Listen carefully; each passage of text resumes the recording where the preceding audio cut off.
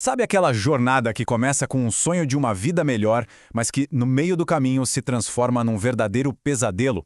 É mais ou menos sobre isso que vamos conversar hoje. Com base em uma pesquisa de Leonardo Victório da Silva, a gente vai seguir os passos de migrantes bolivianos que vêm ao Brasil cheios de esperança e muitas vezes acabam caindo em uma realidade bem sombria. Para a gente entender essa história toda, nossa caminha aqui vai ter 5 etapas. Primeiro, o que atrai esses migrantes. Depois, a gente vai ver o ponto de entrada deles no Brasil. Aí, a gente descobre a armadilha que muitos encontram. Em seguida, vamos tentar entender por que as leis parecem não dar conta. E, por fim, vamos conhecer uma possível solução para esse problema. Vamos lá? Bom, vamos começar pelo começo, né?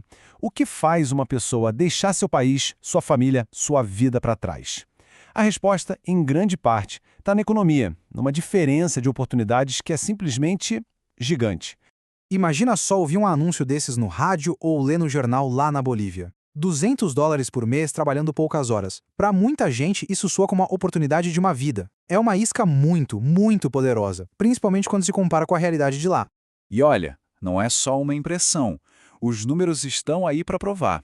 Em 2015, a renda média por pessoa no Brasil era quase 3 vezes maior que na Bolívia. Essa diferença gritante funciona como um imã, puxando quem busca uma segurança financeira que não encontra em casa. E não se trata só do dinheiro no bolso, sabe? A qualidade de vida no geral também entra nessa conta. O Brasil, na época, tinha uma taxa de pobreza bem menor e uma posição muito melhor no ranking de desenvolvimento humano. Ou seja, a promessa era de uma vida melhor em todos os sentidos. Certo. Então a pessoa foi convencida, decidiu vir, e por onde ela entra no Brasil? Acontece que quase todos os caminhos levam a um único lugar no mapa, a cidade de Corumbá, bem na fronteira. E a concentração de pessoas passando por ali é uma coisa impressionante. Para se ter uma ideia, em 2015, mais de 70% de todos os imigrantes bolivianos que entraram legalmente no país passaram por Corumbá. É um fluxo gigantesco num único ponto. Então, Corumbá acaba virando muito mais do que só uma cidade de fronteira, é um verdadeiro funil. E por concentrar tanta gente vulnerável num só lugar, tanto quem entra legalmente quanto quem chega como turista para ficar, a cidade se torna um ponto estratégico para quem quer explorar a mão de obra barata. E o número de pessoas que usam essa rota para ficar no país de forma irregular é alarmante.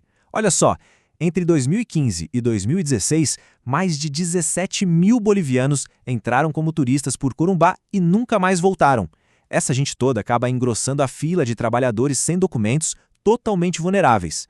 Da fronteira, a viagem da maioria segue para São Paulo, o coração econômico do Brasil. Só que é justamente aí que a promessa de uma vida melhor começa a desmoronar e se transforma numa armadilha, principalmente nas oficinas de costura da cidade. Para a gente entender a gravidade do que acontece, a gente precisa definir bem um termo: escravidão contemporânea. E não estamos falando de algo do passado, dos livros de história.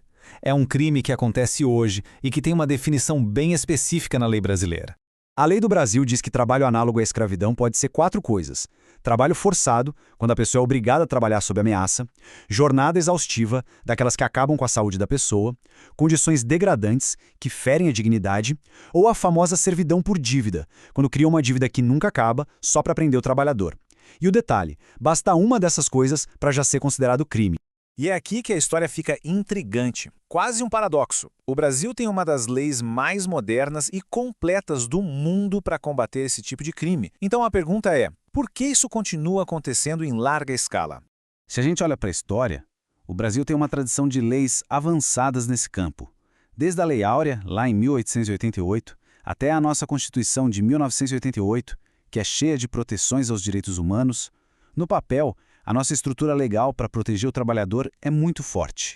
Então a pergunta que não quer calar é, se a lei é tão boa, por que essa realidade terrível continua existindo, principalmente com os migrantes bolivianos nas oficinas de São Paulo?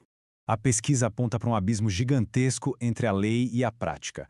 Primeiro, porque não existe um trabalho de prevenção de verdade lá na fronteira, onde tudo começa.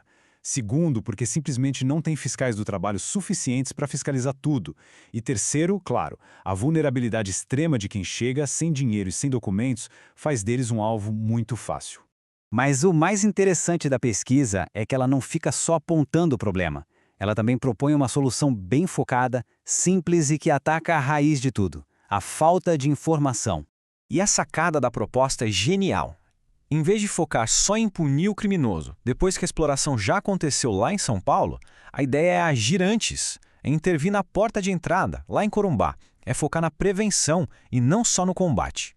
E o plano para isso é bem direto. Primeiro passo, criar materiais informativos fáceis de entender. Segundo, distribuir esse material exatamente onde precisa, na fronteira de Corumbá. E o terceiro, que é o resultado de tudo, dá aos migrantes a arma mais poderosa que existe, que é o conhecimento.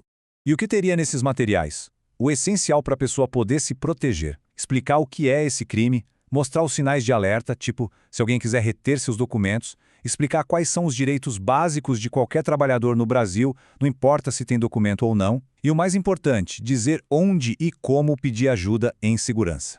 E a gente termina com essa reflexão. A exploração se alimenta do silêncio, da falta de informação. Nesse cenário, um simples panfleto, uma única conversa, pode até parecer pouco. Mas, quando essa informação chega na mão da pessoa certa, na hora certa, ela pode ser a diferença entre a escravidão e a liberdade. Ela tem o poder de quebrar o silêncio.